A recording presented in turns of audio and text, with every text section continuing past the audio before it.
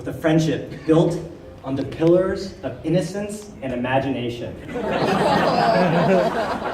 Together, we would play real-life adventures where we would save the galaxy from evil villains. We would play roller coaster by riding down my basement in a cardboard box. And we would build impregnable fortresses out of pillows and mattresses. It was the best of times, and the future looked bright for us.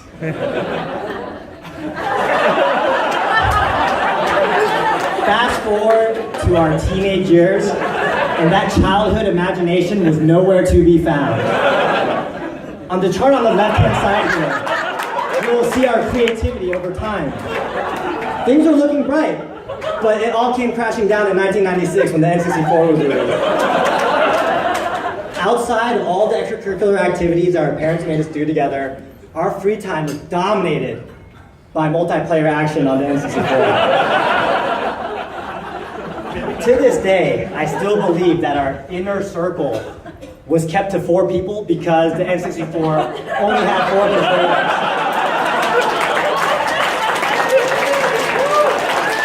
And no one wanted to wait their turn to play Mario Kart. Fast forward another decade, and we're at the stage where we are today, adulthood.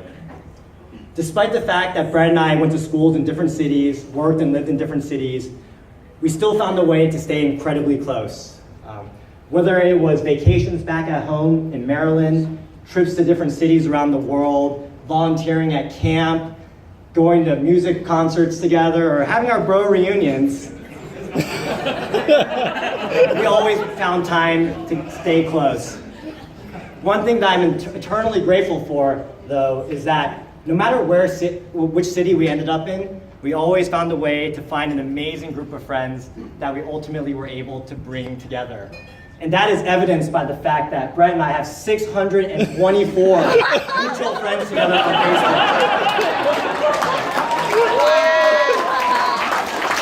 It's actually at least 625 today. But now I get into the fun stuff, which is the deep dive on Brett Chung. On this slide here, I have a chart of Brett's valuation over time, or what I like to call the husband index. Now, Brett comes from a good family, and he grew up in a nice town, Potomac, so he IPO'd pretty strongly in 1985. That continued to grow, and we had a spike here in 1989 when he meets Kevin Fang, the most quiet and well-behaved person I've ever met. Unfortunately, that was corrected the following year when he met me and Terry. Sorry, Terry. The 90s were good for Brett. He continued to excel in school, rack up extracurricular activities, he had some nice internships, and then he matriculated into Columbia University, so we have this nice jump up here. Shortly after, though, he met the Lamb twins.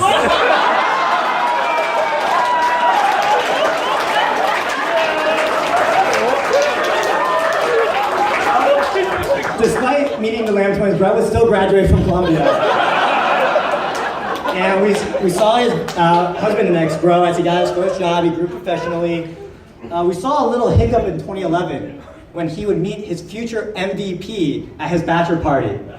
Brian Che, all day, AKA the Savant. Fortunately for Brett, though, he would get into Wharton the next year, and we would see his man value rise from there. Now, I know what you guys are thinking. Why is Brett's valuation so high, and how do I short this? Now, before you do that, I would like to remind you that Brett is the modern-day Renaissance man. Besides for being really smart and well-educated, we all know that Brett is really good looking. After all, he is runner-up, Mr. Taiwan!